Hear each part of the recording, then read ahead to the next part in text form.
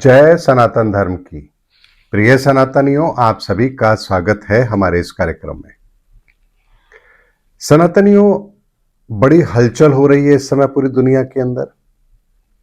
Iran युद्ध जीत गया, America हार गया, पाकिस्तान की तो बल्ले बल्ले है और बहुत सारे हमारे सनातन प्रेमी चिंतित हो गए। अरे ये क्या हो गया, ऐसा तो नहीं होना चाहिए था।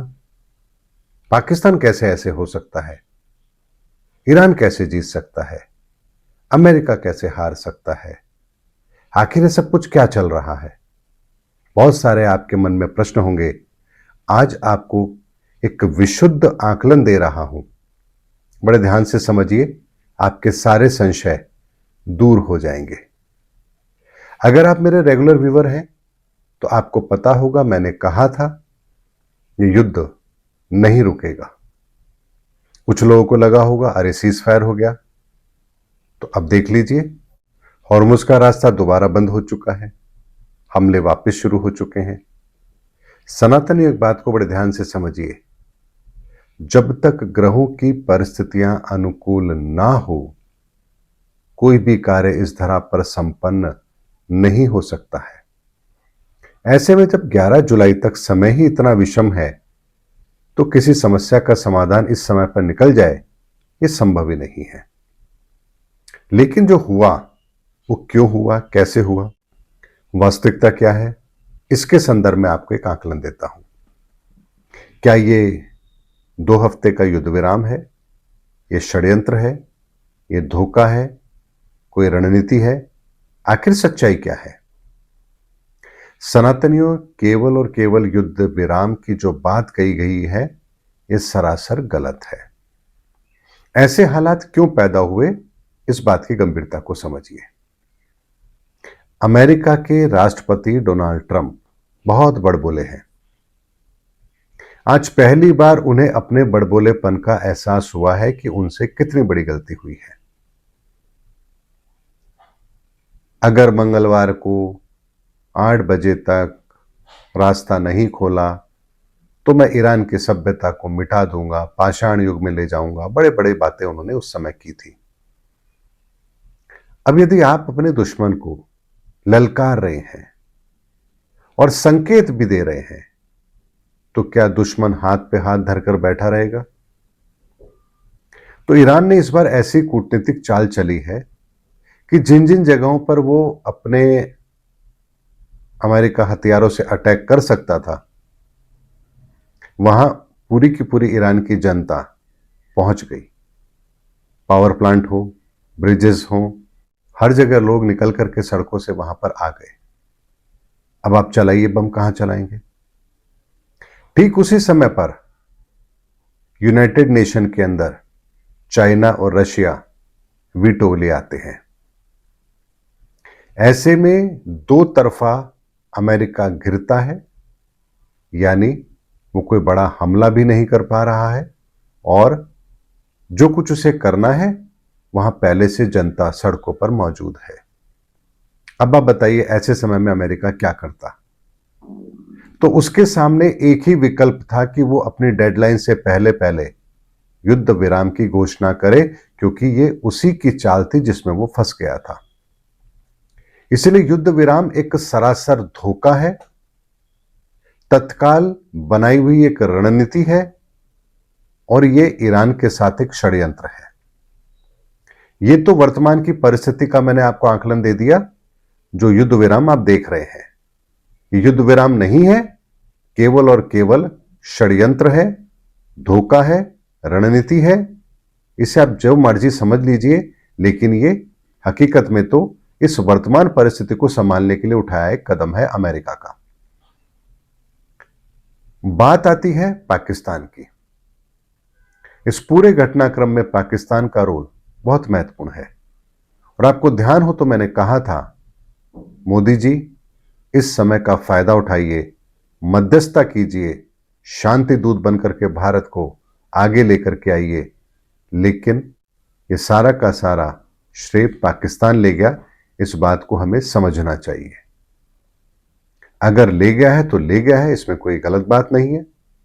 लेकिन पाकिस्तान कितने बड़े षड्यंत्र का शिकार हो रहा है, इस पर मैं आपको एक अलग वीडियो दूंगा। लेकिन एक बात को आज समझ लेते हैं, वर्तमान की जो परिस्थिति है ये केवल और केवल ईरान को दिया गया एक धोखा है, रणनीतिक चाल है, षड्यंत्र है, और कोई युद्ध विराम अभी हाल फिलहाल आपको होता हुआ नजर नहीं आएगा, क्योंकि ये परिस्थितियां कुछ इसी तरह की हैं। लेकिन इस लड़ाई का अंजाम क्या होगा, तो वो मैं आपको ऑलरेडी बता चुका हूं कि इस बार मूसा जीतेगा, ईसा हारेगा, यानी अमेरिका की हार निश्चित है। अब आपके सामने बात आएगी कि अमेरिका की हार निश्चित है तो फिर ये कैसे होगा। तो एक बात को समझिए, ये युद्ध इजराइल और ईरान का है, अमेरिका को तो केवल इस्तेमाल किया जा रहा है, और अमेरिका इसलिए इस्तेमाल हो रहा है क्योंकि उसे अपने व्यापारिक हित नजर आ रहे हैं। तो अमेरिका के हारने पर भी इजराइल नहीं हारेगा, क्योंकि इजराइल अपने तरीके से युद्ध जारी रखेगा। लेकिन अमेरिका को साथ लाने के पीछे उसकी रणनीति एकमात्र ये थी ताकि वो ईरान को उसके ही आसपास के जो खाड़ी देश हैं उनसे वो उसको घेर सके, और जिसमें इजराइल काफी हद तक कामयाब रहा है। सनातनियों, इस समय पर जो लड़ाई हो रही है दुनिया के अंदर, ये संसाधनों पर एकाधिकार की लड़ाई है। ये संसाधनों की एकाधिकार की लड़ाई अभी धर्म की लड़ाई में तब्दील होगी, और जिसके सूत्र हमें मिल चुके हैं, क्योंकि ईरान अब इस लड़ाई को करबला की लड़ाई की तरह लड़ रहा है। धर्म की लड़ाई से ये लड़ाई फिर हिंदू मुस्लिम की भी होगी, और विश्व युद्ध की भी रूपरेखा इसी के अंदर बनेगी। और जब इतिहास लिखा जाएगा तो ये विश्व युद्ध की तारीख उस दिन से काउंट होगी जब अमेरिका ने अपनी सेना अफगानिस्तान से वापस बुलाई थी। वहां से विश्व युद्ध आरंभ हुआ है, ये इतिहास लिखा जाएगा, और अंत अमेरिका को बहुत बड़े नुकसान से इस युद्ध की पूर्ति करनी होगी, क्योंकि अमेरिका इस समय पर रशिया, चाइना और उसके साथ में ईरान की जो ताकत है, ईरान की जो नीतियां हैं, उसके खिलाफ वो अभी इस समय पर कोई बहुत बेहतर रणनीति बनाने की स्थिति में नहीं है। क्योंकि एक साथ ऐसी दो परिस्थितियों का बनना जहां वीटो पावर का भी इस्तेमाल हो और लोग सड़कों पर भी हों, ये बहुत बड़ी बात है। लेकिन इस पूरे घटनाक्रम के अंदर एक बात ऐसी है जिस पर आप लोगों का किसी का भी ध्यान नहीं गया, और वो ये, जेनजेड आपने देखा था, क्रांति देखी थी, आपने बांग्लादेश में देखी है, यानी कि पब्लिक सड़कों पर आकर के सरकारें बदल रही है।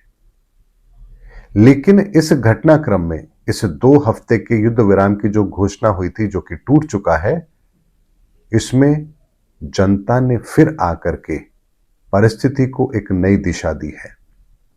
यानी अमेरिका केवल इसलिए रुक गया क्योंकि जनता सड़कों पर थी, और वो युद्ध में हथियारों का प्रयोग नहीं कर सकता, क्योंकि जनता सड़कों पर हो तो जनता पर कभी भी हथियारों का प्रयोग नहीं होता है। ये अंतर्राष्ट्रीय युद्ध नियमों के खिलाफ है, और इसीलिए अमेरिका को ये कदम उठाना पड़ा।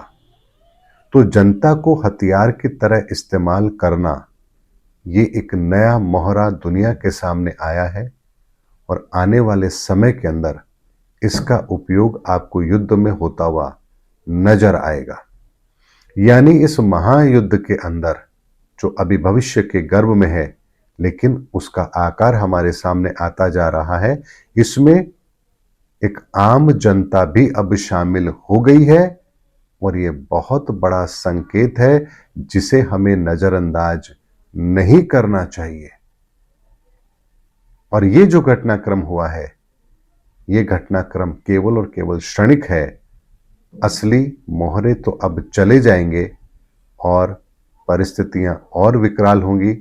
इसीलिए इस युद्ध विराम को शांति मानने की गलती कभी मत करना, और पाकिस्तान का क्या हाल होगा, वो अपनी इस विजय पर जो इतरा रहा है उसका क्या होगा, वो कौन से षड्यंत्र का शिकार हो रहा है, इस पर भी एक अलग वीडियो में मैं आपको बनाकर जरूर दूंगा।